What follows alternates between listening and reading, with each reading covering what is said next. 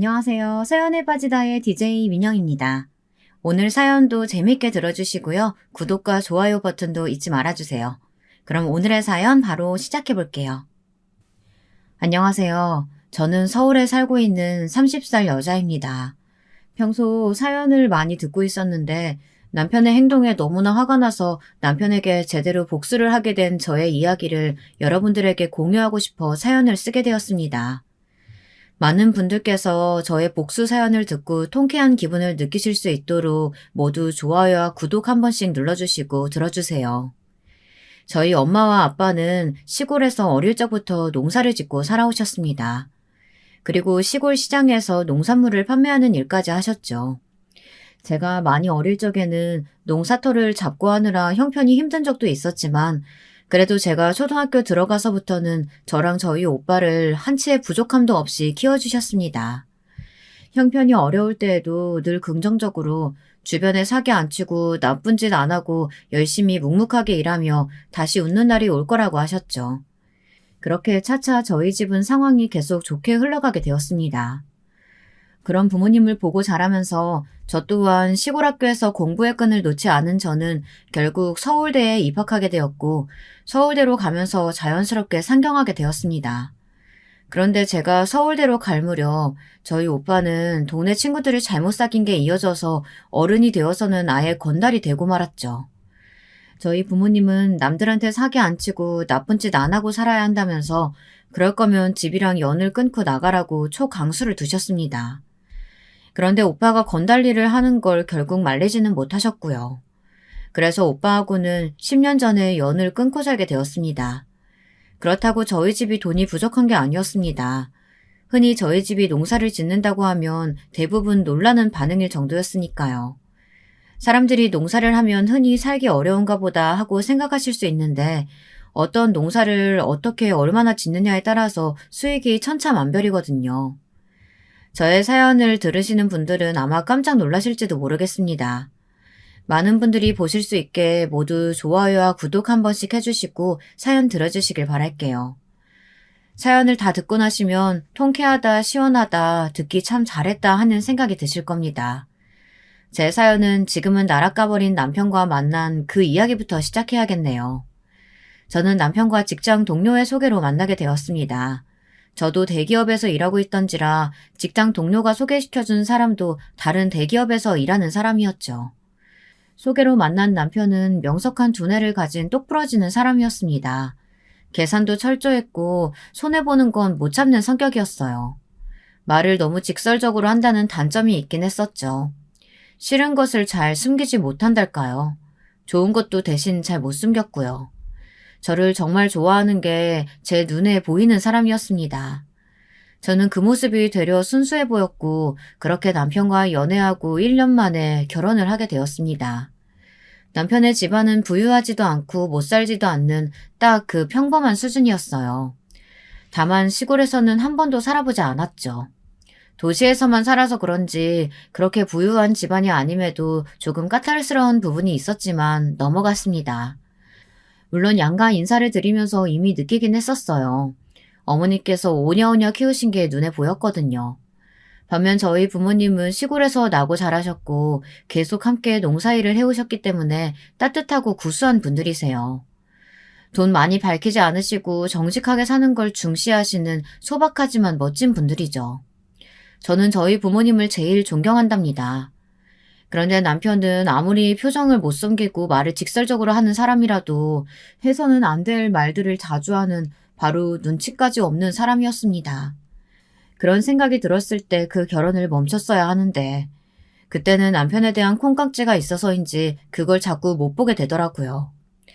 저와 남편은 서울에서 일하기 때문에 집도 서울에 어렵게 구했고 넓지는 않지만 그래도 투룸에 새로 인테리어 공사를 한 빌라를 운 좋게 구해 신혼집으로 살게 되었습니다.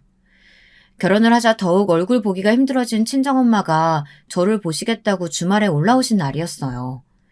주말에는 아침 늦게까지 늦잠을 자는 남편을 뒤로하고 먼 길 올라오신 엄마를 반갑게 맞이해드렸죠.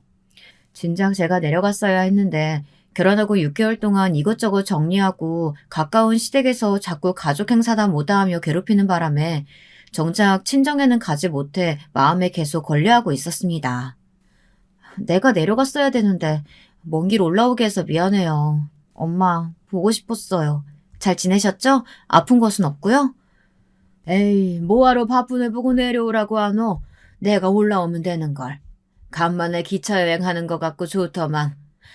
오서방은? 아유, 해가 중천인데 아직도 자나? 내가 엄마 왔다고 깨워보려고 했는데 잠에 취해서 꼼짝을 못하네. 3일 내내 야근해서 밤 11시쯤 들어왔거든요. 회사가 월 초에 이렇게 결산을 하는 회사라서 그 주 주말에는 이렇게 늦게까지 자요. 오늘도 못 일어나네. 그래도 점심 먹을 때쯤은 항상 일어나더라고요, 귀신같이. 놔둬라. 우리 오서방이 많이 피곤한가 보네. 하긴 3일 동안 밤 11시까지 일했으면 말 다 했지 뭐. 그래. 음식 냄새 맡으면 자다가도 벌떡 일어나는 기라. 점심때 깨우면 되겠구만. 신경 쓰지 마. 난 괜찮으니까. 맞아요. 엄마 어디 아픈 데는 없고? 요즘 농사는 어때요? 아픈 데 없다. 너무 건강해서 문제라니까. 요즘 농사 뭐 맨날 똑같지 뭐. 그냥 하던 대로 한다. 그게 맞는 거고. 꼼수 부리면 다 탈나고 티나는 게 정직한 농사일이니까. 그래도 확정한 농사가 이번에 잘 돼가지고 사람들한테 더 넉넉하게 챙겨줄 수 있겠어. 그래서 좋지 뭐. 역시 우리 엄마랑 아빠는 농사의 신이라니까요. 오랜만에 친정엄마랑 이런저런 수다도 떨며 회포를 풀고 있다 보니 엄마의 낡은 패딩이 눈에 보였습니다. 농사일을 할 때나 시장에서 농산물을 판매할 때도 이 패딩을 입고 일할 엄마를 생각하니 눈물이 날 것 같았습니다. 그래서 엄마를 모시고 아울렛에 가서 10만 원짜리 패딩을 사드렸습니다. 그러고 나니까 시간은 어느덧 오전 11시 반이 되었더라고요. 그래서 먼 길 오신 엄마는 잠시 쉬시도록 하고 오랜만에 제가 솜씨 발휘해서 맛있게 한 상 푸짐하게 차렸습니다. 아니나 다를까 맛있는 냄새가 나니까 귀신같이 알아차리고 남편이 입맛을 다시며 일어나더라고요. 아, 여보, 맛있는 냄새 나네. 맛있겠다. 오늘 점심은 뭐야? 정신없이 자고 일어났네. 아이고, 오서방, 잘 잤는가? 장모님, 여긴 어떻게? 여보, 장모님 오셨으면 나 좀 깨우지. 여보가 깨워도 인사불성으로 자는데 어떻게 그럼. 지금이라도 일어났으니까 됐어. 인사드려. 안녕하셨어요, 장모님. 한동안 못 뵀었네요. 근데 제가 지금 잠옷 차림이라 옷 좀 갈아입고 나오겠습니다. 죄송합니다. 아이, 참, 안 그래도 되는데. 편하게 입고 먹어도 돼. 자네가 갈아입는 게 편하면 그렇게 하고. 연지야, 여기 화장실이 어디니? 엄마 바로 옆방이 화장실이야. 친정엄마가 화장실에 가자 옷을 갈아입고 나온 남편이 코를 막으며 저한테 쪼르르 달려오는 겁니다. 와서 한다는 말이 너무 어이가 없더라고요. 아무리 철없고 표정 못 숨기고 직설적인 남편이라도 곱게 받아들여줄 수가 없는 말이었습니다. 그런데 이런 말을 한 걸 저희 엄마가 화장실에서 나와 바로 들어버리셨다는 겁니다. 얼마나 마음에 상처셨을까요? 다시 생각해도 마음이 찢어집니다. 저희 엄마 아빠가 농사를 짓는다는 걸 저는 한 번도 창피하다고 생각해 본 적이 없거든요. 엄마 아빠께서도 농사로 저를 잘 키워낸 걸 자랑스러워 하셨고요. 여보, 나 밥 따로 먹게 해줘. 도저히 안 되겠어. 아까도 겨우 참았다고. 코 틀어막고 싶은 걸 억지로. 내가 옷 갈아입겠다고 하고 호다닥 들어갔던 건 못 갈아입어야 되는 것도 있지만 어머님한테서 나는 냄새 때문이야. 시골 냄새. 패딩도 벗어놓으신 거 보니까 엄청 낡았던데. 뭐? 어떻게 그런 말을 할 수가 있어, 여보? 무슨 냄새가 난다는 거야, 대체? 우리 엄마가 농사 지으신다고 지금 무시하는 거야? 패딩은 그래서 내가 새 걸로 사드렸어. 저건 버릴 거니까 신경 쓰지 마. 아니, 그런 게 아니라 진짜 농사를 지어서 그런가 비료 냄새 나는 것 같단 말이야. 나 비위 약한 거 알잖아. 그래서 항공원에서 밥 같이 못 먹겠어. 나 속도 안 좋아지는 것 같고. 그런데 패딩은 왜 나한테 말도 없이 사드린 거야? 비싼 거 사드린 건 아니지? 지금 패딩이 얼만지 그게 중요해? 참나. 그래서 지금 상 따로 차려달란 거야? 우리 엄마랑 겸상하기 싫으시다 이거야 지금? 어떻게 그러니? 어떻게? 아, 그러면 어떡해. 토할 것 같은데. 여보는 냄새 안 나? 아, 계속 맡고 자라서 모르는 건가. 아무튼 난 아니잖아. 계속 도시에서 살았는데 시골 냄새 익숙하지 않다고. 으, 자네 지금 뭐라고 했는가? 시골 냄새 나서 같이 밥 먹기 싫다고? 엄마 들었어요? 아니, 이 사람이 워낙 서울 깍쟁이 같은 면이 있어서 그래. 여보 뭐해? 얼른 잘못했다고 해. 어서. 아, 듣고 계시는 줄은 몰랐습니다, 장모님. 제가 아닌 게 아니고 솔직히 장모님한테서 시골 냄새 나서 같이 밥 먹기가 힘들 것 같아서 말하고 있었습니다. 그게 죄는 아니잖아요. 사과는 못 드리겠습니다. 아닌 건 아니라고 해야죠. 자네, 시골 사람들을 우습게 봤는가? 시골 냄새? 참 그런 소리 살다 살다 처음 들어보네. 자네가 그렇게 우습게 볼 사람들이 아니라는 거 내가 보여주겠네. 여보, 그게 무슨 소리야? 엄마 앞에서. 정말 너무한 거 아니야? 아무리 눈치가 없어도 그렇지. 이건 솔직한 게 아니라 눈치도 염치도 없는 거라고. 정말 실망이다. 잘못했다고는 못할 망정. 우리 엄마가 무슨 심정이겠어? 어? 입장 바꿔서 생각해봐. 엄마는 잠시 망설이시더니 이내 저희 남편의 태도에 실망하셔서인지 우리 집에 돈이 많다는 걸 알리시려다 마시더라고요. 사실 저희 집은 남편이 상상하는 것 이상으로 남편 본가보다 돈이 많거든요. 그런데 뭐하러 이런 머저리 같은 남편한테 돈으로 짓눌리는 짓을 하겠어요. 저희 엄마랑 아빠는 앞서 말씀드렸다시피 구수하신 분들이시고 싸움 싫어하시고 나쁜 짓만 하지 말고 살자는 주의시거든요. 됐다 연지야. 오서방, 난 안 그래도 가려고 했네. 자넨 혼자 밥 맛있게 먹게. 난 우리 딸이랑 나가서 점심 먹기로 했으니까. 그치? 연지야, 얼른 가자. 그러기로 했지. 우리 갔다 아울렛 다시 가자, 엄마. 거기 엄마가 좋아할 만한 한정식집 있어. 여보는 혼자 밥 잘 먹고 있어. 이따가 와서 다시 얘기하자고. 알겠지? 아, 그런 거였어? 난 또, 장모님 배려해주셔서 감사합니다. 식사 만난 거 하고 가세요. 그럼 이만. 그래서 저도 얼른 눈치채고 바로 엄마랑 밥 먹고 오겠다고 하곤 남편을 두고 엄마하고 같이 밖으로 나왔습니다.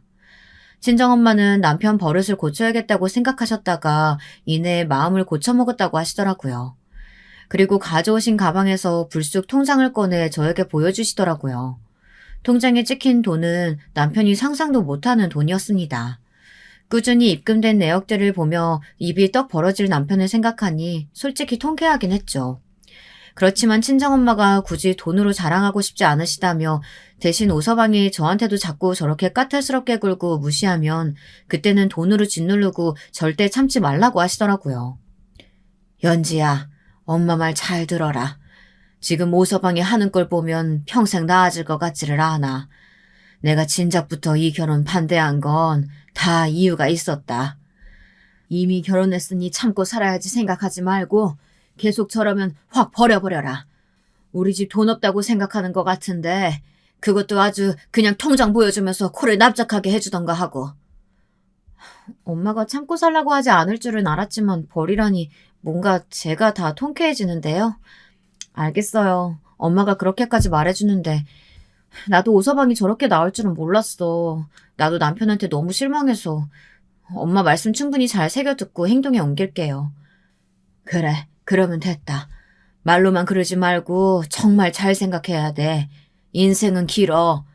진짜 오서방 대갈통을 한 대 쥐어박으면서 내가 가져온 통장 보여줄까 하다가 말았다. 안 그래도 우리 엄마가 움찔움찔 하시는 거 다 보였어. 밖에 나와서 밥 먹자고 한 건 정말 좋은 아이디어였던 것 같아. 엄마 센스 감탄했잖아. 덕분에 이렇게 만난 한정식도 먹고. 그래, 참지 말고 살아. 알았지? 오서방이 한 번만 더 그러면 통장 보여주면서 아주 길을 팍 꺾고 척추도 꺾어버리라고. 어디 감히 우리 딸 연지한테.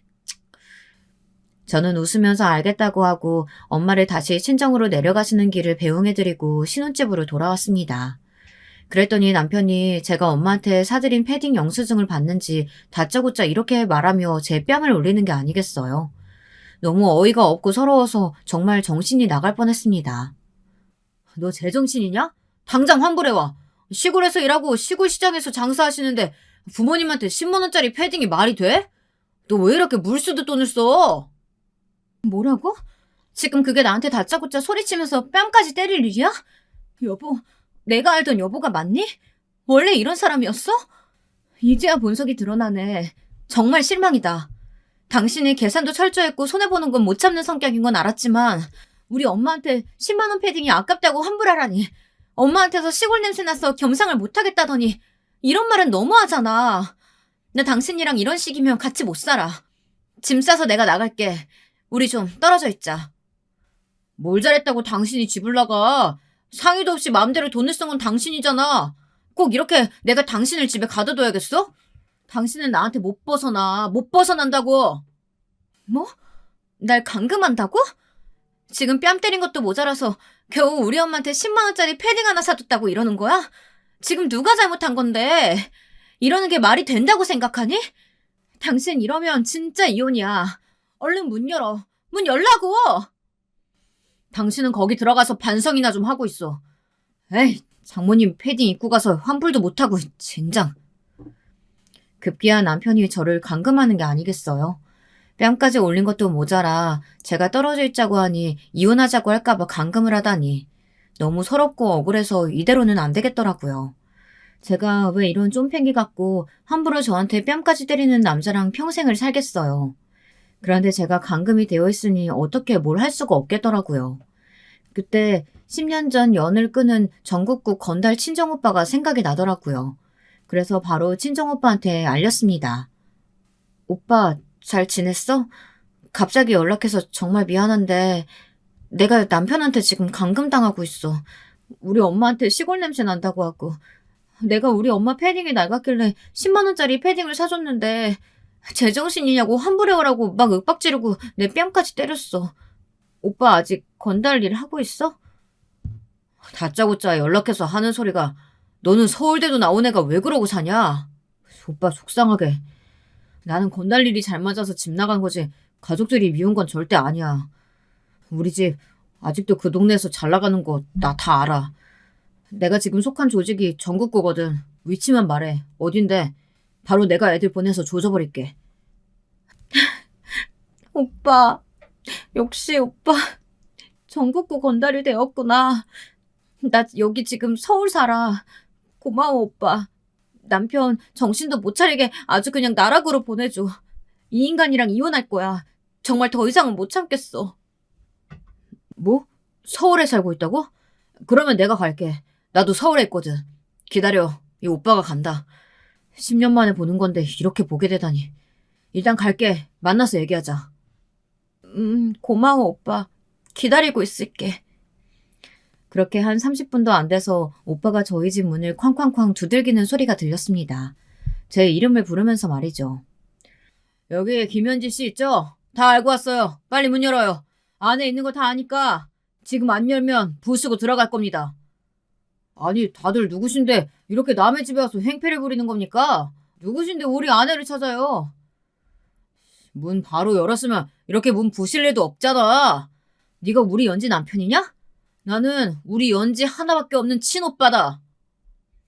친정오빠는 전국구 건달답게 남편을 한 손으로 제압하고 멱살을 잡고 끌고 들어와서 제가 있는 곳에 문을 열게 했습니다. 남편은 찍소리도 못하고 친정오빠가 때리는 뺨을 몇 대 쳐맞고 바닥에 나뒹굴어져 있었죠. 오빠, 보고 싶었어. 10년 만인데 이런 일로 연락해서 너무 미안해. 앞으로는 우리 자주 연락하자. 엄마 아빠도 오빠 연락 많이 기다리고 계셔. 오빠 오늘 바빠? 우리 오랜만에 부모님 뵈러 가자. 뭐야? 그럼 이 건달이 정말 여보의 10년 전 연 끊었다는 그 친오빠야? 그걸 왜 이제 말해? 내가 감금했다고 이렇게 건달 친오빠 부르면 반칙이지. 아우, 아우, 아우. 네 남편 왜 이렇게 말이 많냐? 더 맞고 싶은 건가? 이게 어디서 감히 우리 예쁜 동생 뺨을 때려? 죽고 싶었구나. 그래, 오늘 애들 운전시켜서 부모님한테나 다녀오자. 야, 이 새끼 끌고 가서 매운맛 좀 보여줘라. 네, 형님. 그렇게 하도록 하겠습니다. 못들 하고 있어. 얼른 끌고 나가지 않고. 치워버려. 네. 남편은 정말 파르르 떨면서 가냘픈 몸을 펄럭이며 오빠의 부하들에게 끌려나가더라고요. 어떻게 매운맛을 보게 될지는 뭐 제가 알 바가 아니니까요. 그렇게 남편은 나락으로 가버리게 되었죠. 저는 오빠랑 같이 시골에 계신 엄마 아빠를 보러 함께 내려갔습니다. 내려가는 길에 곰곰이 생각해보니 남편과는 도저히 앞으로 같이 살 수 없을 것 같다는 생각이 들었습니다. 저도 졸업 후 대기업에서 오랫동안 일하면서 제 힘으로 차도 사고 집 살 때 보탤 수 있을 만큼 돈도 모았고 한번 다녀왔다고 해서 앞으로 새로 좋은 사람 못 만날이라는 것도 없더라고요. 신혼 6개월 차에 드디어 콩깍지가 벗겨지고 남편과 시댁이 시골 출신에 대한 편견과 차별이 있다는 것을 깨닫게 되었습니다. 저도 그동안 얼마나 우습게 봤던 것일까요? 안 그러는 척 하면서 은근히 깔보셨던 걸 애써 무시해왔던 제가 너무 바보 같고 한심하게 느껴졌습니다. 저희 엄마에게까지 그러는 걸 보고는 이제 정신이 확 들었던 거죠. 더 이상 참고 살 수는 없었기에 저는 마음을 단단히 굳혔습니다. 오빠와 시골에 내려와 오랜만에 마주하는 시골 풍경에 저절로 마음이 탁 트이고 숨을 제대로 쉬고 있다는 느낌이 들더라고요. 복작복작 모든 것이 빠르게 돌아가는 도시, 북적이는 사람들과 건물들 사이로 쉴 틈도 여유도 없이 밀려드는 일과들. 그런 것들에 갇혀있다가 주말 동안 내려왔던 시골 풍경은 너무나 아름답고 평화로웠습니다. 오랜만에 시골 오니 좋지? 아니, 우리 아들도 같이 왔구만. 이게 얼마만이냐? 10년 만이네. 그동안 밥은 잘 챙겨 먹고 댕긴겨? 아이고, 보고 싶어서 눈 빠지는 줄 알았다 그래. 오빠랑 같이 왔어요. 오서방이 엄마 패딩 좀 사줬다고 날 때리고 감금하는 거 있지? 그런 놈이랑은 진작부터 시작하는 게 아니었는데 요즘 이혼 흠도 아니잖아요. 저 그 머저리 같은 놈이랑 이혼할 거예요. 어머니, 좋았어요. 너무 늦게 와서 죄송해요. 저는 전국구에서 일하는 사람이 되었어요. 아직 그 일을 하지만 후회는 없어요. 자부심도 있고요. 이제 저 자주 시골에 올게요. 그동안 연락 끊고 지내서 죄송합니다. 그래, 잘 왔다. 기특하다, 내 아들. 우리는 시골에서 네가 언제 돌아오나 그 생각만 했다. 그리고 연지 너 이혼하는 게 맞는 거요. 요즘은 뭐 나는 솔로? 그런 프로그램에서도 돌싱들 많이 나오더만. 또 그리고 그 뭐였더라? 그 확 이혼해뿌라. 잘 왔다 아들아. 나도 네 엄마랑 같은 마음이었다. 앞으로 종종 와라. 전국구로 일하면 바쁘겠네. 연지는 이혼 바로 진행하고. 왜 그 돌싱글즈 있잖아. 그거 애 많은 이혼녀도 애 없는 이혼남이랑 잘만 재결합하고 하던데. 요즘 그런 세상이다. 세상이 많이 바뀌었어. 아니, 우리 엄마랑 아빠 나 이혼하기만을 기다리고 있었던 사람들처럼 그런 TV 프로그램은 어떻게 알고 챙겨보고 계셨대요? 나는 너 결혼 처음부터 반대했었잖아. 그게 다 눈에 보였거든. 서울 깍쟁이들은 이래서 안 돼. 물론 서울 사람들이라고 다 그런 건 아니지만 그런 편견에 잡혀서 사람 차별하고 무시하는 종속들은 안 되는 거지. 아, 그렇고 말고. 억지로 참고 살 필요가 뭐 있다냐. 네가 뭐가 모자라서. 안 그래? 다시 시작하면 될 일이다. 알겠어요. 엄마랑 아빠랑 이렇게 든든한 지원군이 돼주니까 정말 고맙네. 난 결혼한 마당에 이혼하지 말고 그냥 살라고 하면 어쩌나 걱정했는데 내 생각보다 우리 엄마 아빠가 더 열려있는 사람이었어. 역시 난 우리 엄마 아빠 딸이라 행복해. 아, 오랜만에 엄마 아빠한테 와서 이렇게 시골 풍경 보니까 내 마음이 다 편하고 속이 뻥 뚫리는 것 같아요. 진작에 찾아뵀어야 하는데 죄송해요. 결혼하고 너무 정신이 없었잖아. 그런데 아까 엄마가 말한 그 새로 농사 확장한 곳에 젊은 사람 들어와서 같이 한다더니 그 얘기는 뭐예요? 그래, 시골이 좋긴 하지. 마음 따숩고 정도 가고. 이번에 그런 청년들이 들어왔길래 우리랑 그 콜라보? 그거 해가지고 한번 제대로 키워보려고 같이 일하고 있다. 근데 아주 싹싹하고 잘하더라. 너랑 같은 서울대 나왔다던디? 나는 그 총각이 우리 딸 연지 짝이면 좋겠다는 생각을 얼마나 했는지 몰라. 한번 만나라도 볼텨? 아이, 엄마랑 아빠도 참. 그 총각이 그렇게 마음에 들었어요? 그렇다고 결혼한 유부녀. 아니지. 이제 이혼할 딸내미랑 총각은 좀 그렇지. 마음만 받을게요, 마음만. 하여간 우리 엄마 아빠 딸바보들이야. 동네 사람들이 자꾸 그러면 욕해요. 아유, 참, 진짜 괜찮은 총각이란 말이여. 일도 잘하고, 싹싹하고, 똑똑하고. 네가 홀랑 오서방이랑 결혼해버리지만 않았으면 이 총각이랑 자연스럽게 만나게 되었을 텐데. 너무 안타까워서 그래. 아이고, 알겠네요, 알겠어. 일단은 저 이혼하는 게 먼저잖아요. 주말 동안 여기서 엄마랑 아빠랑 푹 쉬고, 오랜만에 사람들한테 인사도 드리고, 그리고 올라가서 이혼 서류 접수하고 다시 올게요. 주말마다 이제 올 거예요. 저 할 일도 없는데요, 뭐. 잡생각 안 들게 엄마 아빠 계속 도와드리죠, 뭐. 안 힘들겠냐? 괜찮겠어? 회사 일도 바쁘고 힘들 텐데 주말에는 조금 쉬어야 하지 않겠냐? 우리야 좋다만. 아이, 당신도 참. 우리 언지가 오면 그 총각 볼 일도 많아지고 좋은데 뭘 그런 소리를 해요. 또 입이 방정이지 또. 아빠랑 엄마랑 이렇게 오랜만에 마루에 앉아 드넓은 논과 밭을 보며 이야기를 나누다 보니 정말 힐링이 되는 것 같더라고요. 그리고 생각보다 엄마랑 아빠는 이혼하고 다시 재혼하는 것에 엄청나게 긍정적이셨고요. 저보다 더 성숙하고 요즘 트렌드를 잘 알고 계시는 것 같아 신기했습니다. 그리고 감사한 마음이 들었죠. 이렇게 제 편이 되어주시니 저는 이제 정말 걸리는 것 없이 남편에게 이혼을 선언하고 서류에 도장 받을 일만 남았습니다. 나락간 남편은 이혼하면서 지랄하겠지만 뭐 아무렴 좋습니다. 어차피 아무것도 안 받아들여줄 거니까요. 서울로 다시 올라가자 제 예상은 정말 하나도 틀리지 않고 적중했습니다. 제 퇴근 시간에 맞춰서 남편이 대기하고 있더라고요. 그리고는 끈질기게 쫓아와서 잘못했다고 이혼하지 말고 같이 살자고 하는 겁니다. 우리 다시 같이 살자. 이혼이라니 정말 너무하잖아. 게다가 너희 오빠 부하들이 그날 나 데려가서 얼마나 팬 줄 알아? 신고하면 다음엔 정말 쥐도새도 모르게 죽인다고 협박까지 했어. 다신 안 그럴게. 정말 미안해. 그래도 우리 이혼하지 말자. 어? 연지야, 앞으로 내가 잘할게. 회사 앞에서 창피하게 뭐 하는 거야. 참, 그래, 당신답다. 그럴 줄 알았어. 돈도 없고 돈만 밝히는 도시 거지 집안인 너랑 너희 집, 이제 지긋지긋해. 사실 우리 집이 너희 집보다 재산도 더 많아. 그러니까 그냥 깔끔하게 이혼하고 끝내자. 시골 냄새 안 나는 집안이랑 재혼을 하던지 그건 네 알아서 하고. 뭐라고? 도시 거지 집안? 우리 집 부자는 아니었어도 우리 엄마가 나 부족함 없이 키우셨어. 좋은 것만 주시고 좋은 곳만 다니게 해주셨다고. 난 도시 거지로 살지 않았어. 알아? 그리고 이혼하면 나 같은 조건 또 만날 수 있을 것 같아? 충분히 가능하지. 우리 집 재산이면 너희 집안 콩가루로 만드는 건 아무 일도 아니거든. 그리고 우리 오빠 전국구 건달인 거 봤지? 그것만으로도 넌 몸 조심해야 돼. 알겠냐? 그런데 아직도 너 정신 못 차렸구나. 고생하시는 우리 엄마 패딩 10만 원짜리 사드렸다고 뺨 때리고 환불해 오라고 하고 감금까지 하는 걸 보고서는 난 당신이랑 이혼하겠다고 마음 굳혔어. 여기 이혼 서류 도장 찍어서 보내. 안 돼. 안 되는데.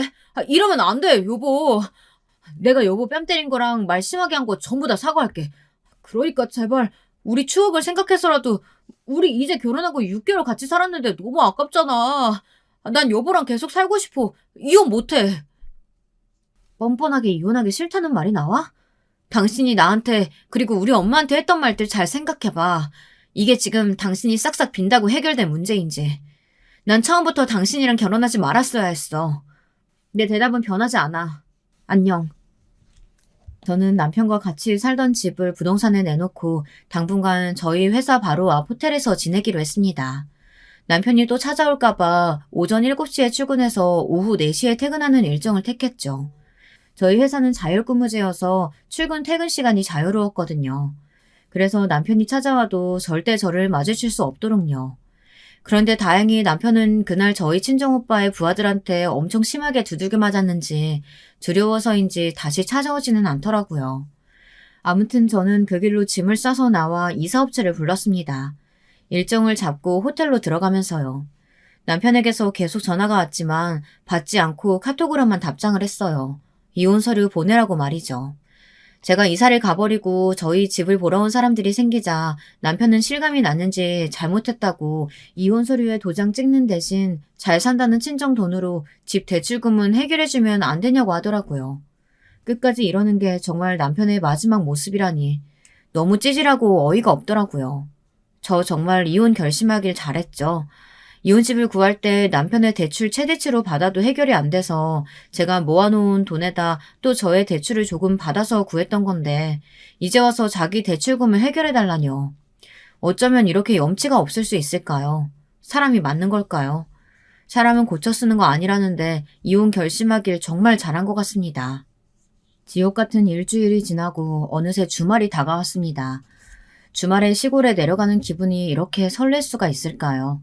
엄마랑 아빠랑 또 힐링하며 좋은 시간을 보낼 생각을 하니 한 주 동안의 피로가 싹 풀리는 느낌이었습니다. 저희 오빠도 일이 바쁘지 않을 때는 종종 내려와서 시골 농사일도 돕고 하기로 했고요.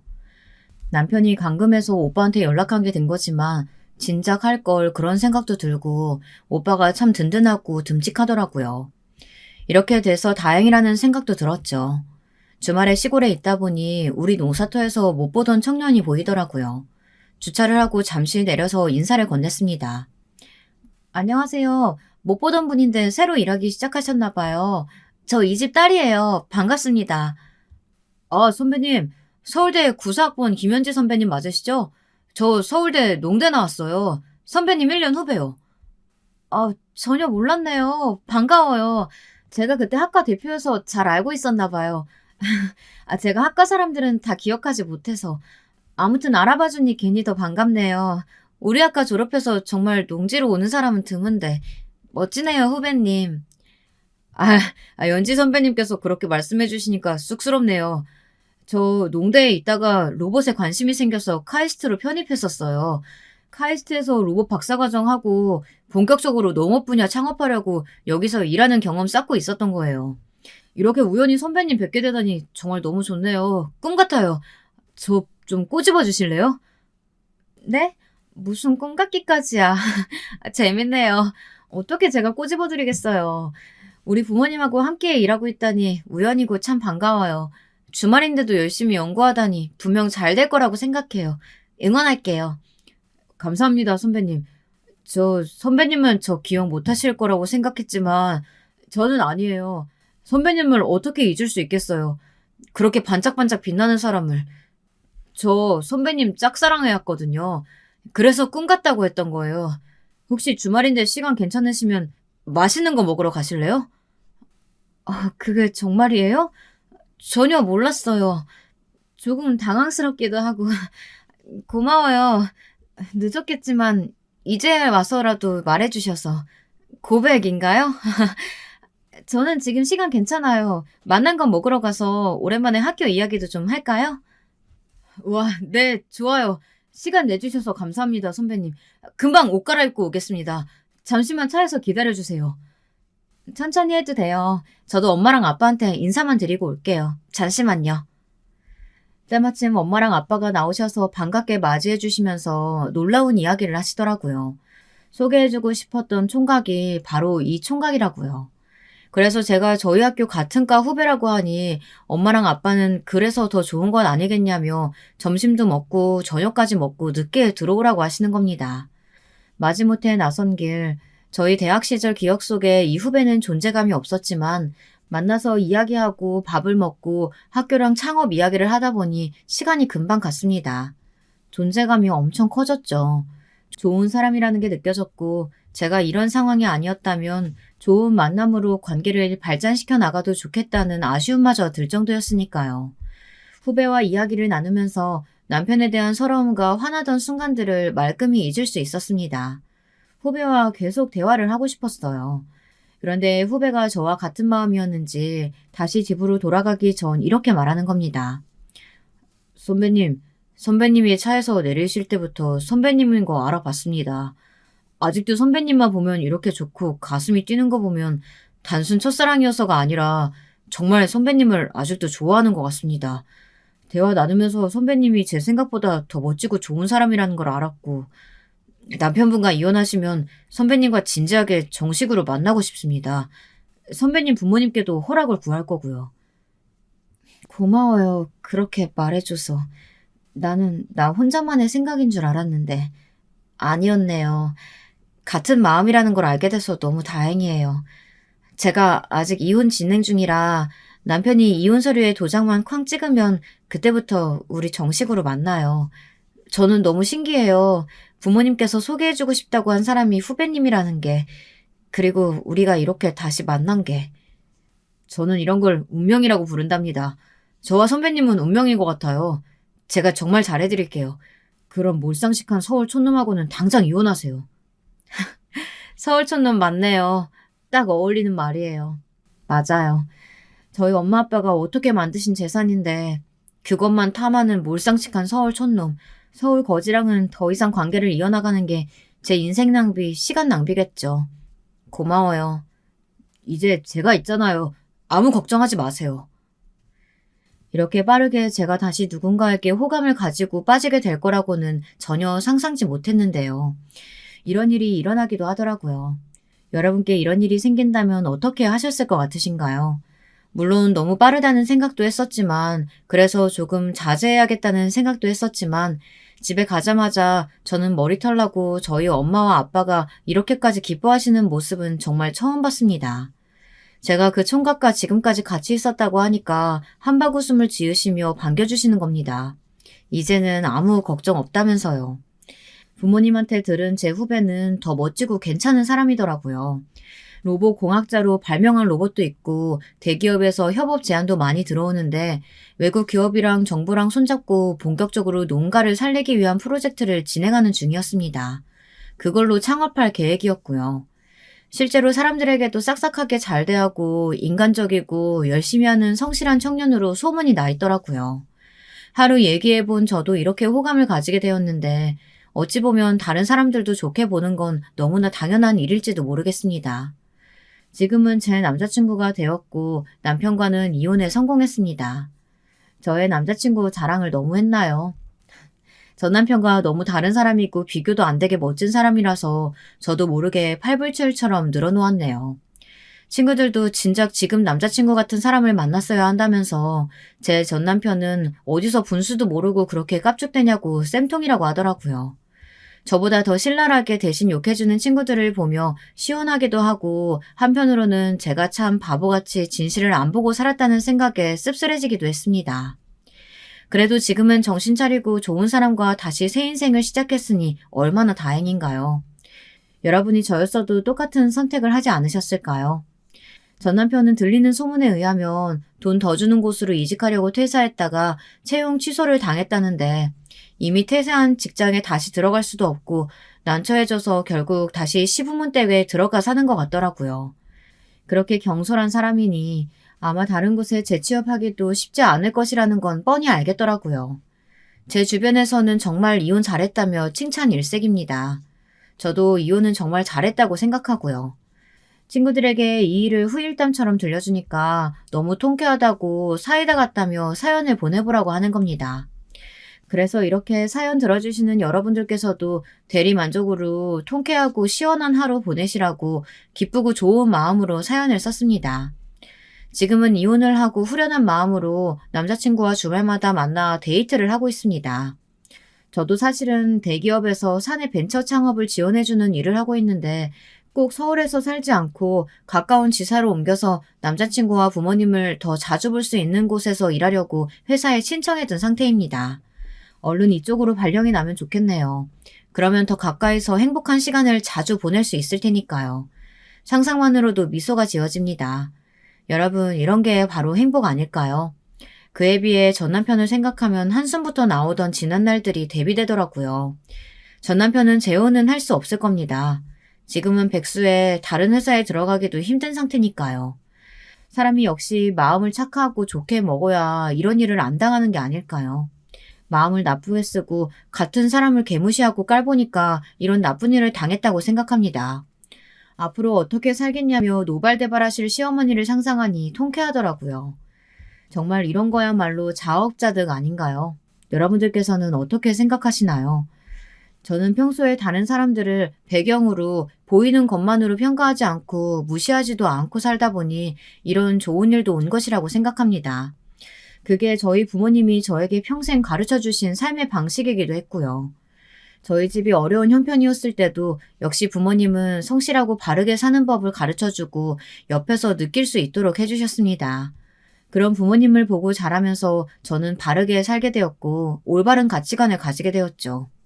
그렇게 살다 보니 어느새 이혼은 했지만 곧바로 더 좋은 짝을 만나 이렇게 행복한 새 삶을 시작하게 된 것 아닐까요? 여러분들께서도 그렇게 생각하시나요? 지금까지 사연을 들어주신 모든 구독자 여러분들께 저의 좋은 행운이 복들이 깃들기를 바라며 저에게 공감해주시고 대신 통쾌하다, 시원하다, 하하하 하면서 저의 전남편에게 쌩통이다 느끼셨다면 그걸로 만족합니다. 저의 긴 사연 들어주셔서 너무 감사드리고요. 집안에 행복과 행운이 가득하시길 바라겠습니다. 댓글로 사연 들으시면서 어떠셨는지 남겨주시면 저도 열심히 읽고 답장하도록 하겠습니다. 저는 이 사연 채널 열심히 챙겨보고 있으니까요. 남자친구와의 새 출발 응원해주시면 더 제가 힘이 날 것 같아요. 감사합니다.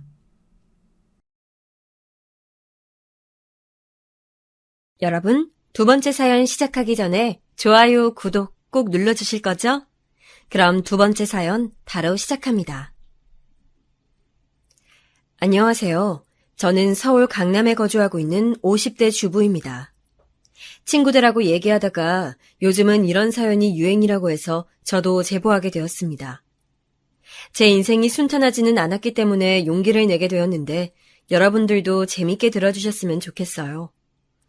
인생을 살아오면서 물론 아직 죽을 때가 된 것은 아니지만 참 고단하다고 느낀 적이 많은데 사연 제보하며 쭉 돌아보니까 웃음이 나오기도 하네요.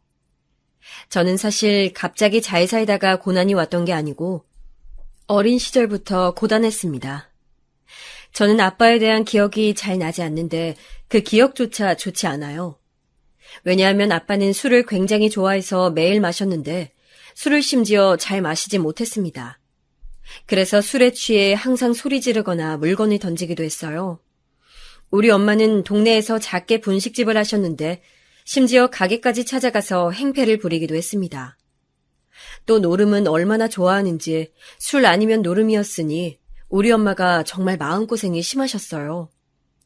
그런데 아빠에 대한 기억은 딱 제가 초등학교 1학년 때까지밖에 없는데 그 이유는 아빠가 그때 돌아가셨기 때문입니다. 그날은 되게 추운 겨울로 기억하는데 저는 자매고 동생이라 4살 차이가 나는 언니가 한 명 있었어요. 언니와 저 둘이 엄마 가게에서 밥 먹고 집에 먼저 가고 있었는데 언니랑 저는 지금 집에 가면 아빠가 또 술에 취해 있는 것은 아닐까 걱정하며 걷고 있었습니다.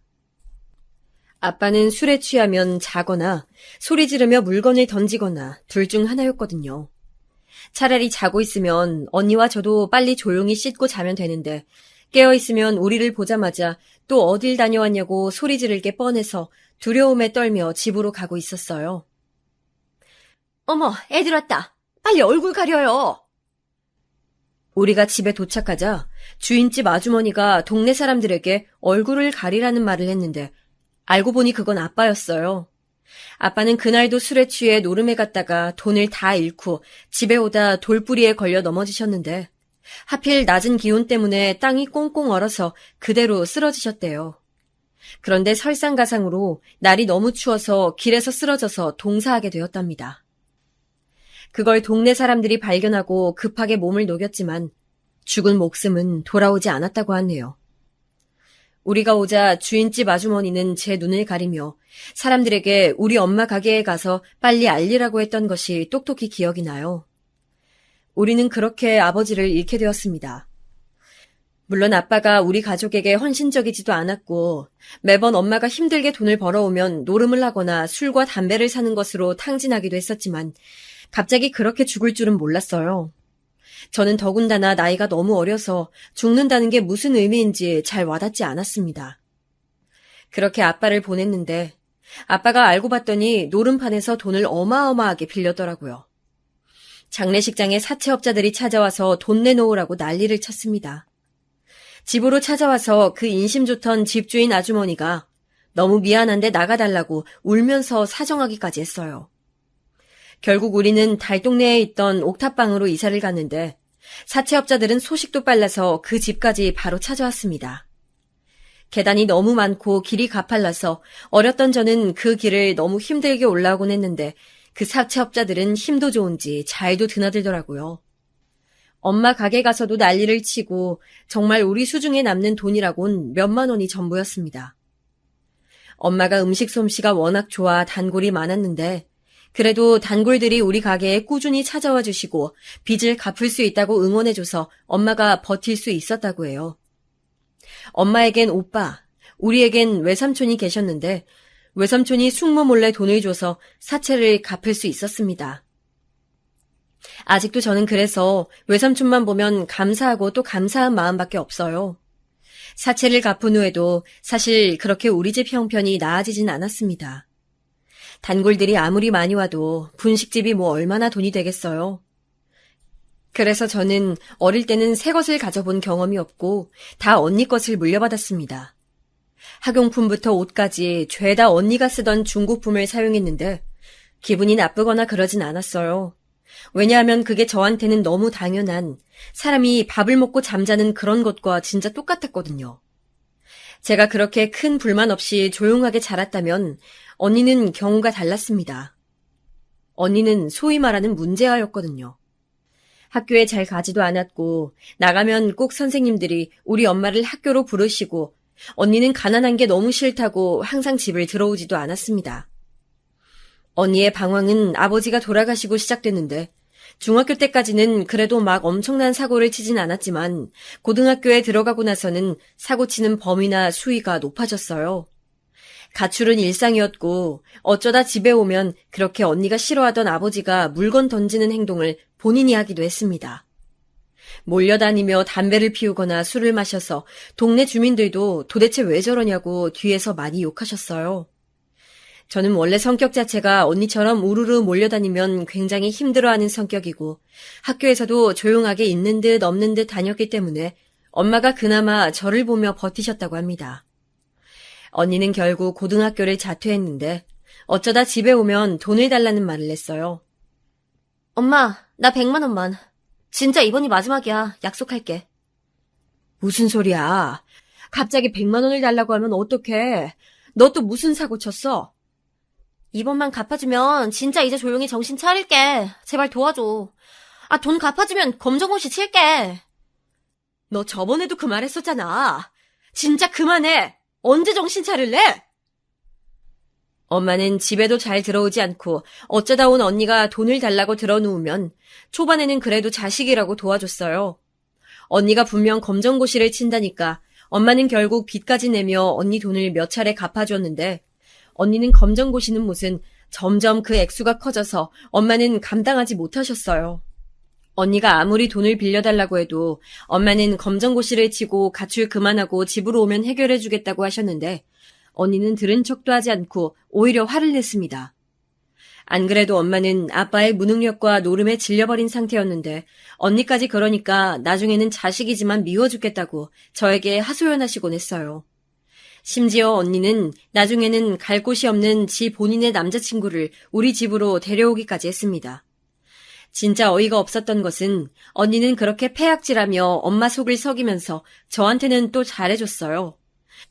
본인 빚이나 갚을 것이지 우리 학교 앞에서 제가 하교할 때까지 기다리다 저를 데리고 가서 피자를 사준다던가 제가 워낙 소심해서 괴롭히는 애들이 있었는데 걔네를 쫓아가서 위협적으로 말해서 다시는 애들이 저를 건들지 않는다던가 이런 것들이요. 그런 언니가 참 고마우면서도 미웠습니다. 저는 언니한테 검정고시를 치라고 말하고 엄마 속상하지 말게 하라고 했지만 언니는 그럴 때마다 어린 네가 뭘 아냐고 핀잔을 줬죠. 무슨 말만 하면 너는 어려서 뭘 모른다고 하니 저는 할 말이 없었어요. 그러던 언니는 어느 날 본인 남자친구와 집을 나갔는데 사실 엄마와 저는 늘 그렇듯 언니가 한 달 뒤쯤 다시 집으로 돌아오겠지 생각했습니다. 그런데 언니는 그렇게 제가 고등학교를 졸업할 때까지 집으로 한 번도 찾아온 적이 없었어요. 언니가 3달 넘게 집에 들어오지 않으니 제가 한동안은 집 문 앞에 앉아 언니를 기다렸는데 그러다 심하게 감기에 걸려 고생했던 적도 있습니다. 엄마도 언니를 찾는다고 단골 손님들에게 언니의 행방을 묻기도 하고 저와 같이 날 잡고 가게를 쉬고 돌아다니기도 했는데 언니는 정말 흔적도 없이 사라졌어요. 아무리 사고치고 돈 달라고 하는 자식이라도 자식은 자식인지 엄마는 매일 밤 퇴근하고 언니의 흔적을 찾곤 했지만 언니는 그렇게 제가 성인이 될 때까지 2년 넘게 잠적했습니다. 우리 집 형편상 대학에 진학하는 것은 너무 큰 사치였고, 게다가 저는 공부를 잘하는 편도 아니었기 때문에 굳이 대학을 가진 않았어요. 대신 졸업식도 하기 전에 저는 옆 동네에 있는 아주 큰 마트에서 일을 시작하게 되었습니다. 일은 돌아가면서 했는데 시식 코너에서 사람들에게 권유하기도 하고 어떤 날은 진열도 하고 마트에 있던 카트 관리도 하고 매번 바뀌었어요. 아무래도 계속 움직이는 일이라 힘들기도 했지만 돈을 만질 수 있으니까 굉장히 뿌듯하고 이걸로 우리 집의 생활비를 벌 수 있으니 너무 다행이라고 생각했습니다. 실제로 제가 마트에서 돈을 벌기 시작한 뒤로 엄마는 빚을 더 갚을 수 있었고 생활도 예전에는 먹지 못했던 고기를 먹을 수 있을 정도로 나아져서 그렇게 잠시나마 행복했었던 것 같아요. 왜 잠시냐면 바로 제가 돈 벌기 시작한 것을 도대체 어떻게 알았던 건지 언니가 집으로 3년 만에 찾아왔기 때문입니다. 퇴근하고 집에 가서 밥 먹을 생각에 기운을 내며 가파른 계단을 올라갔는데 이상하게 그날따라 집안에 불이 켜져 있었어요. 엄마와 저는 평소에 전기세를 아끼려고 무조건 불을 끄는 것이 정말 습관이 되어 있어서 이상하다 생각하며 혹시 저는 오히려 도둑이 들었나 생각하며 조심스럽게 문을 열었더니 집안에는 언니가 있었습니다. 그렇게 언니가 보고 싶었고 기다렸는데 막상 본 언니가 저한테 숙정아, 나 돈 300만 원만 빌려줘. 언니가 꼭 갚을게. 이런 말을 하니까 저는 급속도로 피가 식었어요. 심지어 언니는 게다가 옆에 아이까지 데리고 있었는데 아니라고 믿고 싶었지만 너무 언니와 얼굴이 똑같은 남자아이라 단번에 내 조카로 인지하게 됐습니다. 아이는 3살쯤으로 보였는데 언니가 집을 나가 돌아오지 않았던 그 시기랑 딱 맞아떨어졌어요. 저는 진심으로 언니가 너무 밉고 원망스러우면서 한편으론 반가운 마음이 들었습니다.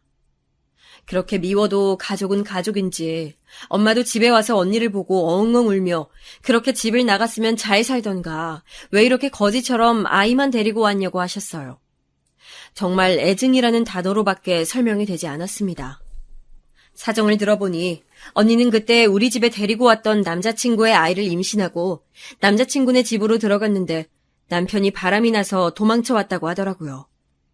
아이는 3살이고 너무 어리니까 언니가 계속 데리고 있어야 하는데 돈이 없어서 빌렸다고 그 돈만 갚아달라고 언니는 울면서 말했습니다.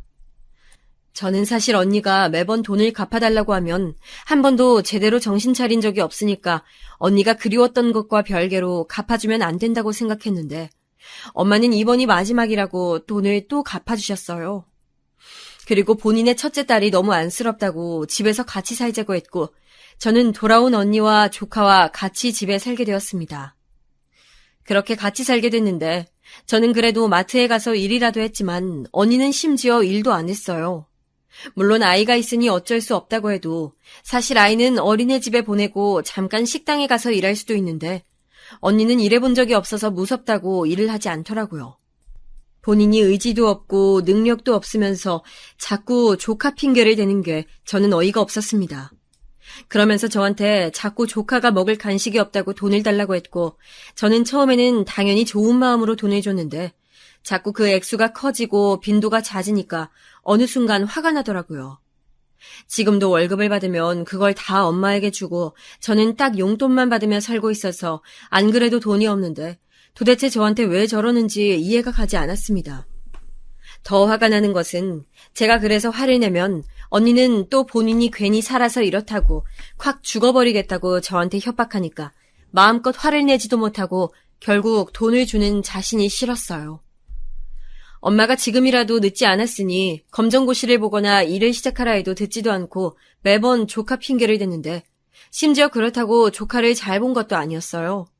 사실 같이 살 때 조카의 양육은 오로지 제가 담당했거든요. 그래도 조카라고 그 어린 것이 무슨 잘못이 있을까 생각이 들어 저는 언니보다 조카를 많이 놀아줬습니다. 그렇게 힘들게 살다가 마트에서 저는 저와 동갑인 어떤 남자애를 알게 됐습니다. 이름은 형준이었는데 제가 집에서 너무 힘들어서 마트에서 오히려 남아서 잔업을 하곤 했거든요. 그런데 그때 형준이가 저를 많이 도와주고 저보다 힘든 거 없냐 물어보고 그래서 마음이 갔습니다. 그러다 자연스럽게 우리는 사귀게 됐는데 어느 날 형준이가 저에게 진지하게 결혼하자고 하더라고요. 사실 이게 지금 들으면 그게 갑작스러운 무슨 소리냐 할 텐데 그때 당시에 제가 21살이었는데 제 나이 때 결혼했던 사람도 꽤 있었고 무엇보다 저는 집을 탈출하고 싶은 마음이 매우 굴뚝 같아서 형준이와 그대로 결혼하게 됐습니다. 제가 결혼한다니까 엄마는 무슨 소리냐고 네가 무슨 결혼이냐고 난리가 나셨는데 저는 그때는 언니와 조카한테 들어가는 돈도 너무 많았고 또 제가 월급을 관리하지 못하는 것에 대한 불만도 있었고 무엇보다 그 달동네를 너무나도 탈출하고 싶었어요. 매일 그 가파른 계단을 오르락 내리락 하면서 넘어지기도 참 많이 넘어졌고 동네 자체가 우중충해서 빨리 도망가고 싶었는데 마침 그래도 나름 평범하게 사는 형준이가 결혼하자니까 순간 혹하는 마음이 들었습니다. 그렇게 저는 아주 어린 나이에 엄마의 반대를 무릅쓰고 결혼해서 시댁으로 들어가 살게 되었는데 도망친 곳에 천국은 없다고 하죠. 더 심한 지옥이 저를 기다리고 있었습니다. 언니가 아무리 일도 안 하고 종일 집에서 과자 먹으며 놀아도 조카가 떼를 쓰며 할머니도 본인 엄마도 아닌 이모인 저한테만 달라붙어도 시집살이보다는 훨씬 나은 환경이라는 것을 저는 나오고 알게 됐어요. 남편은 삼형제 중 첫째였는데 심지어 나이 터울도 다 꽤 있어서 둘째는 중학생, 막내는 초등학생이었어요. 제가 시댁에 가니까 시어머니는 너무나도 당연하게 저에게 집안일을 시키셨는데 저는 엄마와 언니랑만 살다 보니까 남자 시동생들을 대하는 게 참 어색하더라고요. 제 성격이 활발하거나 그런 것도 아니고 안 그래도 낯가리는데 사춘기였던 시동생들을 대하는 것도 벅차고 시아버지는 호랑이 같아서 성질도 장난 아니었습니다. 게다가 시어머니는 아들 3명을 키우느라 힘들었는지 저에게 뭐만 하면 짜증을 그렇게 내시며 왜 이것도 못하냐 훈수를 두시곤 했어요. 제가 어린 나이에 돈 없이 시집을 갔으니 당연히 몸만 왔는데 그것도 뭐라 하시고 요리를 하면 맛이 없다 하고 청소해도 깨끗이 않다고 하고 하루하루가 너무 힘들었습니다. 집안일이라는 게 정말 해도 티가 안 나는데 아무리 새벽부터 일어나서 청소해도 알아주지도 않더라고요. 시동생들이 심지어 도시락을 싸서 다녔는데 그걸 싸는 것도 제 몫이었습니다. 반찬 투정이 얼마나 심했는지 지금도 생각하면 자다가도 열불이 나서 이불을 걷어찹니다. 반찬이 왜 맨날 똑같냐고 불만도 많고 심지어 맛이 없어서 다른 친구들 도시락이 너무 부럽다고 시어머니에게 징징대니까 시어머니는 또 저한테 친정엄마가 식당을 하시는데 왜 저는 요리를 못하냐고 하셨어요. 시부모님도 저한테 뭐라 하고 남편도 도움이 안 됐는데 시동생들까지 미우니까 집에 있으면 머리가 아파서 저는 그 시절에 만성 편두통까지 겪었습니다. 종일 걸레로 온 집을 닦고 설거지하고 요리하고 빨래하면 허리가 너무 아픈데 시어머니는 저에게 어린애가 그걸로 아프면 어떡하냐고 오히려 핀잔을 주셨어요. 본인은 이제 늙었으니 아프다고 모든 걸 저에게 하라고 하셨죠. 또 저는 다니던 마트를 시댁에 들어가며 그만두게 되었는데 제가 돈을 못 버니까 남편에게 불만을 얘기하고 싶어도 입이 잘 떨어지지 않았습니다. 제가 버는 돈이 없으니 그게 그렇게 힘들더라고요. 너무 힘들어서 시어머니에 대해 말하면 남편은 오히려 저한테 그래서 뭐 어쩌라는 거냐 말하기도 했고 심지어는 식구들 다 같이 아침에 밥을 먹을 때 대놓고 화를 내기도 했어요. 제가 제일 견디기 힘들었던 것은 바로 저를 친정에 보내주지 않았던 거예요. 옆 동네고 그렇게 먼 거리가 아니라 버스를 타고 30분이면 도착하는 친정에 저는 1년에 딱 2번만 갈 수 있었습니다. 지금 생각하면 그냥 나와서 가면 되는데 그때는 사회 분위기가 시댁 말에 무조건 따라야 하는 그런 분위기였고 저는 집에 가지 못했던 이유가 교통비가 없었기 때문이에요. 제가 수중에 돈을 만들 방법이 없었어요. 남편은 돈을 벌어오면 곧바로 시어머니에게 줬고 시어머니는 저한테 돈을 1원도 주지 않고 시장에 가도 본인만 돈 계산을 했기 때문에 저는 돈이 필요하면 남편에게 말을 해야 했는데 설상가상으로 남편은 제가 돈 달라는 말을 하면 오히려 화를 냈었어요. 그리고 제가 집을 나가면 시어머니는 저를 쫓아와서 어딜 가냐고 소리 지르고 했기 때문에 집에 가고 싶어도 가지 못했습니다. 그리고 또 제일 중요했던 이유는 제가 임신했기 때문이에요. 저도 속으로 안 되겠다 싶어 도망을 계획하기도 했는데 어느 날 몸이 너무 이상해서 시어머니와 함께 병원에 갔더니 제가 임신했다고 하더라고요. 의사는 저에게 축하한다며 막 떠드는데 저는 속으로 안 되는데 생각했습니다. 남편도 시부모님도 심지어 시동생들까지 죄다 마음에 들지 않았기 때문에 저는 도망갈 생각만 하고 있었는데 임신이라니. 저는 아이를 가졌다는 기쁨보다는 걱정이 앞섰습니다. 뱃속 아기한텐 미안하지만 그땐 제가 너무 힘들어서 그럴 수밖에 없었어요. 그래도 아이가 나오면 정신 차리는 사람들이 있다기에 저는 그 말을 믿고 남편과 시댁의 태도가 바뀔 거라 기대했습니다. 그렇게 임신 기간을 지냈는데 시어머니도 진심으로 너무했던 게 제가 임신했는데도 아무렇지 않게 집안일을 똑같이 시키더라고요. 나는 애 3명을 낳았는데 1명이 뭐가 힘드니? 누가 보면 100명은 낳은 줄 알겠다. 저는 이상하게 다른 것들은 괜찮았는데 생선 냄새에 유난히 예민하게 반응하는 입덧을 겪었는데 그걸 시어머니도 알고 있었으면서 자꾸 생선을 굽더라고요. 제가 자꾸 속에서 뭐가 나와 화장실로 뛰어가는 것을 보며 뭘 그리 유난냐고 고등어, 갈치, 굴비 가리지 않고 매일 생선구이를 하는 시어머니가 너무 미웠습니다. 시아버지도 제가 입덧 때문에 밥을 잘 먹지 못하니까 밥맛 떨어진다고 하셨고요. 남편이라도 제 편이면 제가 버틸 수 있었을 텐데 남편은 결혼 전에는 그렇게 결혼해달라고 빌빌 기더니 같이 산 이후로는 돌변했습니다. 제가 그래도 이왕 결혼한 거 버텨야지 생각했는데 정말 도저히 참을 수 없었던 것은 바로 남편의 술주정이었어요. 제가 아버지가 매일 술 마시고 술주정이 심했던 게 너무 큰 트라우마로 남아있어서 저는 성인이 된 이후로도 술을 입에 대지도 않았거든요. 그건 우리 엄마도 마찬가지였는데 저는 술에 취한 남자를 보면 자꾸 아빠 생각이 나서 힘들었습니다. 그런데 남편이 매일 술을 마시고 큰 소리를 내니까 심적으로 버티는 게 힘들었어요. 심지어 시아버지도 반주를 매일 하셨는데 둘이 술 마시며 인생 얘기를 하는데 진짜 이해가 안 되는 것은 저를 꼭 자리에 앉아있길 원했습니다. 저는 술을 마시지 못한다고 해도 안 마셔도 된다고 그냥 자리만 지키라고 하는 거예요. 아마 본인들 말을 들어줄 사람이 필요했던 것 같아요. 심지어 둘이 사이가 좋았으면 모르겠는데 시아버지와 남편은 사이가 그렇게 돈독하지도 않았습니다. 그러니 둘은 매일 술에 취해 가벼운 다툼을 했는데 시어머니는 남자들은 다 그런 거라고 제가 유난이고 예민하다 했죠. 그러다 제가 임신했다고 하니 엄마가 시댁에 반찬을 놓고 가신 적이 있어요.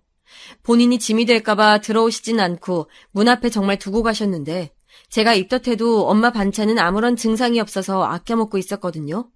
다른 음식은 못 먹어도 엄마가 해주신 건 괜찮더라고요. 그런데 시어머니가 우리 엄마가 해서 가져다 준 반찬을 홀랑 다 먹은 거예요. 진짜 말 그대로 하나도 남겨두지 않고 반찬통만 남겨뒀더라고요. 특히 제가 제일 좋아하는 엄마 반찬인 간장새우를 시동생들에게 줘서 다 먹어버렸는데 그걸 보니까 갑자기 속에서 울컥하고 속상하고 서럽더라고요. 엄마가 저 먹으라고 열심히 만들어주신 것을 시댁 식구들이 다 먹다니 그때는 속에서 뭐가 올라오는 기분이었어요. 그래서 반찬통을 부여잡고 부엌에서 눈물을 흘리는데 시어머니가 그걸 보더니 유난히 진짜 너무 심하다고 막 뭐라 하길래 저도 임신해서 안 그래도 몸도 무겁고 힘든데 저러니까 바로 밖으로 나왔습니다. 시어머니가 쫓아오는 소리를 들었지만 무거운 배를 이끌고 무작정 택시를 타고 엄마 가게로 왔어요. 택시기사님이 제가 우니까 무슨 일이냐고 물으셔서 사정을 말하니까 미친 집안이라고 대신 욕해주고 돈도 받지 않으셔서 얼마나 감사했는지 모르겠습니다. 엄마를 보러 가게로 들어가니까 마침 단골 미용실 아줌마도 계시고 철물점 사장님도 계셔서 저도 모르게 막 더 우니까 다 제 시댁이 이상하다고 욕해주셨어요. 엄마는 속상하신지 저에게 따로 돈을 주시며 이걸로 버티라고 하시며 밥을 차려주셨는데 우느라 잘 먹지도 못했습니다. 지금 생각하면 엄마가 얼마나 속상하셨을까요? 저도 그때는 너무 어리고 겨우 22살이라 제가 그렇게 울면 엄마가 속상할 거라고 생각을 못했던 것 같아요. 아무튼 그렇게 집에 갔더니 남편이 술에 취해 있었습니다. 저한테 어딜 다녀오냐고 시댁을 지금 무시하냐고 술에 취한 발음으로 말하는데 속으로 아기를 낳고 바로 주고 떠나야겠다는 생각이 들었어요. 그렇게 저는 지옥 같던 임신 기간이 끝나고 드디어 출산하게 되었는데 낳자마자 도망가야지 생각했던 과거의 저와 달리 막상 낳으니까 아기가 너무 좋더라고요. 이런 게 바로 모성애인가요?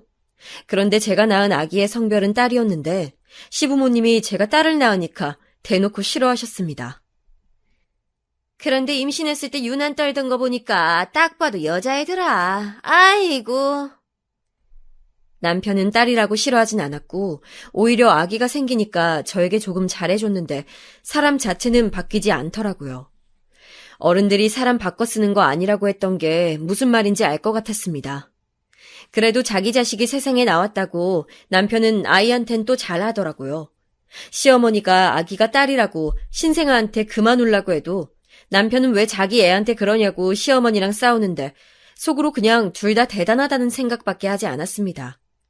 그래도 육아는 완전히 제 전담이었는데 남편은 제가 너무 피곤해서 잠이 자고 싶어도 아기 우는 소리가 들리면 무조건 저를 깨워서 빨리 달래라고 했습니다.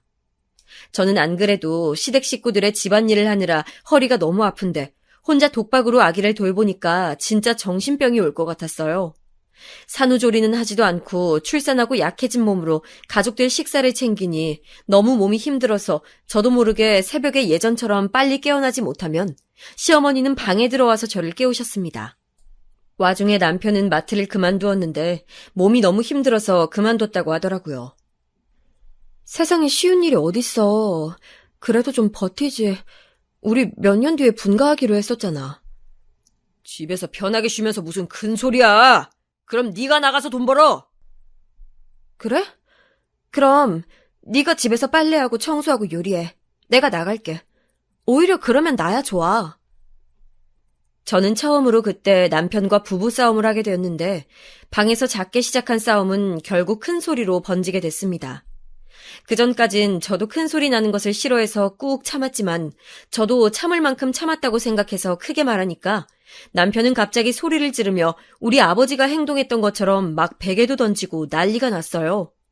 아이는 깜짝 놀라 죽어라 울고 시어머니와 시아버지도 우리 방으로 들어와서 뭐라 하시고 정말 정신이 없는데 시어머니가 저에게 이러더라고요.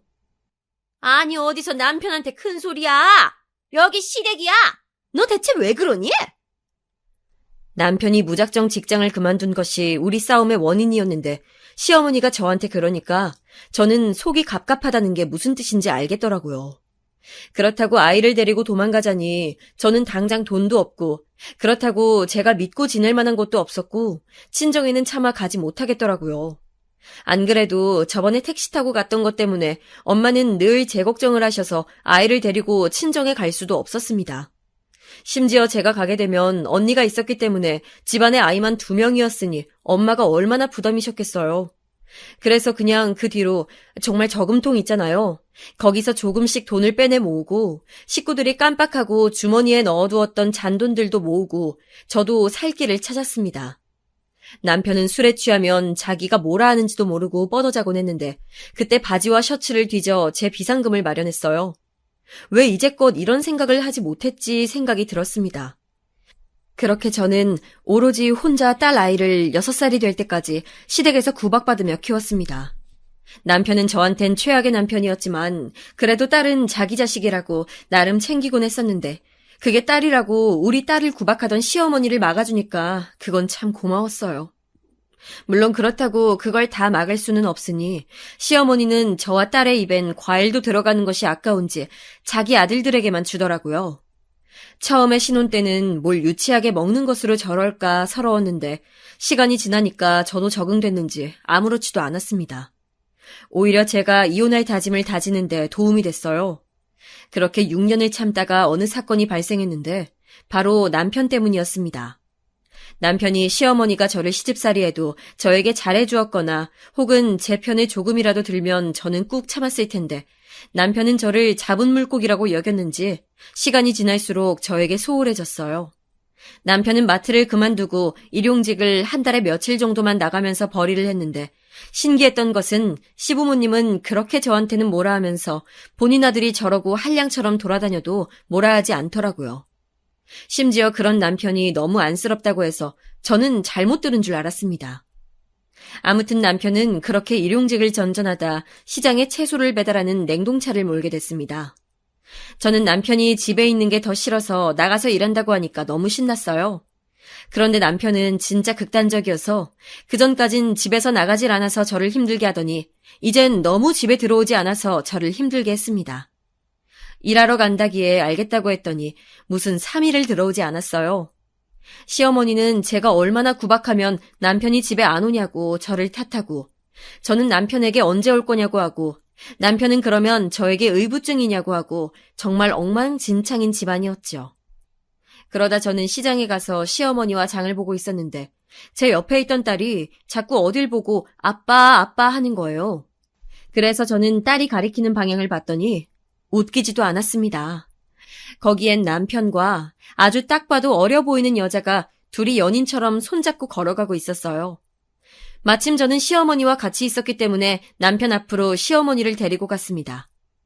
어리둥절해 있는 시어머니를 데리고 남편과 상간녀에게 갔더니 남편은 심지어 당황하지도 않았어요. 심지어 시어머니는 상간녀를 보고도 저한테 내조를 얼마나 못하면 남편이 밖에 나가서 다른 여자를 만나냐 말했습니다. 그 여자애는 저를 보고 비웃기까지 하더라고요. 저는 솟구치는 모멸감과 분노에 온몸이 부들부들 떨렸어요. 그동안 정말 참고 참았다고 생각했지만 이렇게 바람을 피우고도 당당한 남편과 자기 아들이 최고인 줄 알고 모든 것을 제 탓으로 돌리는 시어머니가 너무 역겨웠습니다. 참고 참아도 정도가 있지 이건 아닌 것 같다는 생각이 들어 남편에게 소리쳤습니다. 야! 이혼해! 나 너랑 이렇게는 더 못 살겠어! 해! 하자고! 네가 그러면 내가 못할 것 같았어? 저는 이혼하자는 말이 몇 년 만에 나온 건데 남편은 기다렸다는 듯이 하자고 하니까 그게 너무 속상해서 저는 길바닥에서 울고 말았어요. 딸아이는 남편에게 왜 엄마를 울리냐고 하고 시어머니는 그런 우리 딸에게 네 엄마가 문제라고 하고 진짜 너무 속상했습니다. 그리고 다음 날 시아버지가 우리를 부르셔서 부부는 서로 참고 사는 거라고 하며 저보고 너무 경솔하게 이혼 얘기를 꺼냈다고 혼내시더라고요. 저는 정말 홧김에 뱉은 것도 아니고 몇 년 동안 참은 거라 이혼을 하겠다고 고집했고 남편은 제가 다음 날이면 이혼 얘기 꺼낸 것을 사과할 줄 알았는지 거들먹거리다가 제가 진짜 이혼한다니까 오히려 화를 내며 본인이 왜 저랑 살아야 하냐고 소리를 질렀습니다. 이 집안은 왜 이렇게 머리 아프게 소리 지르는 것을 좋아하던지 귀청이 떨어져 나갈 것만 같았어요. 그리고 실제로 이혼 서류를 작성하게 됐는데 의외로 시어머니가 저보고 은혜도 모른다고 이혼하면 안 된다고 잡더라고요. 아마 제가 나가면 집안일을 모두 본인이 하게 되니까 그런 것 같습니다. 저는 아이를 낳기 전에는 무조건 아이를 놓고 도망칠 생각을 했었는데 막상 낳고 6년을 키우다 보니 아이를 놓고 오는 것은 절대 안 될 것 같았어요. 그래서 아이를 데리고 친정으로 오게 됐습니다. 엄마와 언니에게 이혼했다고 하니 언니는 저보고 잘했다고 요즘 썩은 남편들이 너무 많다고 응원해줬고 엄마는 잘했다고 하셨으나 속상해 하셨습니다. 아무래도 딸이 둘 다 이혼하고 애까지 데려왔으니 얼마나 힘드셨겠어요. 엄마한텐 너무 죄송스러웠지만 저도 제 인생이 있으니 정말 정신 똑바로 차리고 잘 살아야겠다 다짐했습니다. 그렇게 저는 엄마 가게에 나와서 도와주기도 하고 동네에 있는 큰 서점에서 일도 하고 그렇게 버텼어요. 그렇게 몇 년이 지나 우리 딸은 조카가 다니던 초등학교에 입학하게 되었습니다. 제가 걱정했던 것과 전혀 다르게 조카는 우리 딸을 친동생처럼 돌봐줬는데 속으로 예전에 제가 혼자 조카를 돌봤던 것도 생각이 나며 이런 게 바로 가족이구나 생각이 들었어요. 그리고 남편은 아이가 초등학교에 입학할 때까지는 조용하더니 딸아이가 초등학교에 입학하자 우리 앞에 종종 나타났습니다. 이혼하면 다야? 다냐고! 네가 날 무시해? 남편은 심지어 가게까지 찾아와서 난동을 부렸어요. 초등학교 앞으로 자꾸 찾아와서 제가 서 있으니까 저한테 이혼하면 다냐고 막 패악질을 부리고 가게에 와서도 다시 합치자고 난리를 치더라고요. 그런데 이혼하면 끝 아닌가요? 제가 이혼했으니까 다야, 제발 오지 마 해도 이미 술에 취해 제정신 아닌 사람이라 제 말은 듣지도 않더라고요. 그럴 거면 처음에 이혼하자고 했을 때 당장 하자고 난리치지 말지 이제 저러면 무슨 소용이에요. 진짜 왜 그래? 제발 그만 와. 우리 끝이야. 네 말대로 이혼했으니까 다야. 오지 말라고. 내가 미안해. 다시 같이 살자. 내가 잘할게. 남편은 제가 화내면 또 갑자기 울면서 다시 같이 살자고 했는데 이 사람의 인격이 몇 갠지 궁금해지더라고요. 저는 결국 경찰까지 부르고 단골 손님 아저씨들의 도움도 받으며 남편을 물리쳤는데 그 뒤로도 종종 왔습니다. 결국 저는 남편을 피해 동네에서 일할 수가 없어서 서울에서 일을 구하게 되었습니다. 서울에 있는 호텔 연회장에 일을 구했는데 큰 회사들이 회의하거나 행사를 할 때 제가 가서 음식들을 나르고 정리하는 일이었어요. 몸은 힘들지만 그래도 확실히 서울이라 그런가 돈도 많이 주고 사람들도 동네 사람들, 아는 사람들이 아니라 심적으로 편했습니다. 그러던 어느 날, 그날은 정말 더운 여름이었어요. 너무 더워서 에어컨을 틀고 사람들이 얼음물을 많이 찾던 날이었는데 제가 무거운 얼음컵을 쟁반에 가득 담아 계속 여기저기 다녔는데 끝나고 집에 가려고 하니 누가 저를 부르더라고요. 안녕하세요. 네, 안녕하세요. 누구세요? 남자는 저에게 대뜸 명함을 하나 건네길래 제가 받아서 보니까 오늘 호텔에서 행사했던 회사의 전무였습니다. 너무 놀라서 내가 무슨 잘못을 한 건가 싶어서 동공을 좌우로 흔들고 있으니까 저에게 남자는 실례가 되지 않는다면 저를 집으로 데려다줘도 되냐고 하더라고요. 서울에서 우리 친정까지는 버스를 3번 갈아타야 하는 아주 먼 거리라 저는 흔쾌히 알겠다고 하고 탔더니 남자는 본인이 직접 운전을 하며 저에게 이런저런 말을 건넸습니다. 이름, 나이 등을 묻더니 저를 내려주며 호텔에 또 언제 출근하냐고 하더라고요. 저는 다음날 바로 출근한다고 대답하니까 남자는 알겠다고 하고 돌아갔습니다. 그렇게 다음날이 되고 저도 출근하려고 집을 나왔는데 누가 우리 집 앞에 차를 대놓은 거예요. 보통 차가 있는 장소가 아니라 의아하지만 그래도 출근을 해야 하니 걸었는데 갑자기 창문이 내려오더니 남자가 저에게 타라고 했습니다. 아니, 여긴 어쩐 일이세요? 숙정 씨 데려다 주려고 기다리고 있었어요. 타세요. 저는 어제는 데려다 주었던 게 고마웠지만 이렇게 저를 데리러 오니까 사실 부담스러웠습니다. 제가 머뭇거리니까 남자는 웃으며 부담스러운 것 알지만 타는 게 좋지 않겠냐고 했고 그 말은 사실이라 저는 타고 호텔로 같이 가게 되었습니다.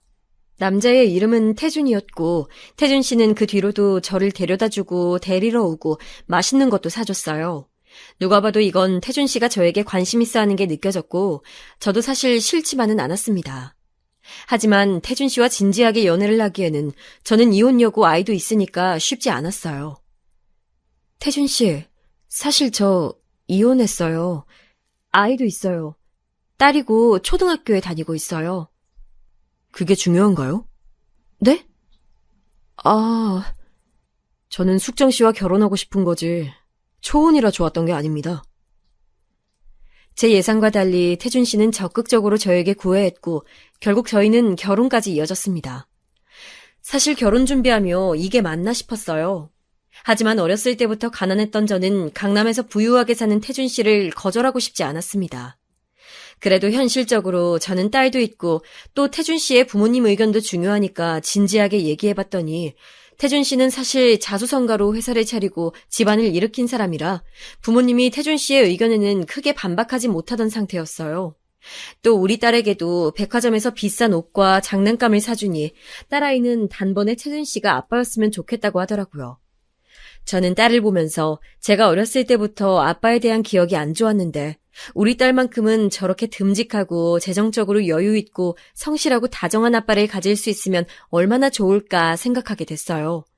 당연히 언니와 엄마는 너무 좋아하셨고 시부모님도 오히려 저에게 고생 많다고 저를 반겨주셨습니다. 사실 시부모님이 아무리 남편이 자수성가했어도 부모로서 이혼하고 애까지 있는 사람을 며느리로 맞이하는 것은 힘들지 않나 생각했는데 저에게 이미 지나간 과거는 잊으라고 진심으로 저를 위로해 주셨어요. 그렇게 저는 남편과 결혼하고 강남에서 살게 됐습니다. 남편은 저에게 엄마가 식당에서 일하는 것을 알고 너무 오래 일하시기도 했고 또 이제 나이도 있으시니까 그만두고 우리가 사는 곳 근처로 이사하는 것이 어떠냐고 제안했어요. 저도 엄마가 이제 그만해도 된다고 생각했고 같이 달동네를 떠나 강남에 자리 잡는 것이 좋다고 생각해서 엄마에게 제안했는데 엄마는 완고하게 거절하셨습니다. 단골도 많고 이미 너무 오래 일해서 일하는 게 본인이 편하고 좋다고 하셨어요. 남편과 결혼하고 남편은 저에게 카드도 따로 주고 현금도 많이 주면서 하고 싶은 것들 다 하고 살라며 일을 그만두라고 했습니다. 그래서 저는 시간이 많아서 엄마 가게에 가서 일을 돕곤 했어요. 언니는 그때 미용을 배워 미용실에서 일했는데 제 남편의 도움을 받아 서울에 미용실을 내고 살게 됐습니다. 그렇게 저는 시간이 나면 엄마 가게도 가고 언니 미용실도 가고 딸아이를 데리고 남편 회사도 가고 그렇게 행복하게 잘 지내고 있었어요. 전 남편은 한동안 찾아오지 않길래 드디어 이제 정신 차리고 살고 있나 보다 생각했습니다. 그런데 어느 날 제가 엄마 가게에 가서 일을 돕고 있었는데 전 남편이 들어오더라고요. 요즘 뜸하더니 나타난 전 남편이 저는 전혀 반갑지 않았습니다. 저는 그냥 무시하고 손님들 주문을 받고 있었는데 전 남편은 저에게 와서 시비를 걸더라고요. 야, 나 성공했어. 부럽지?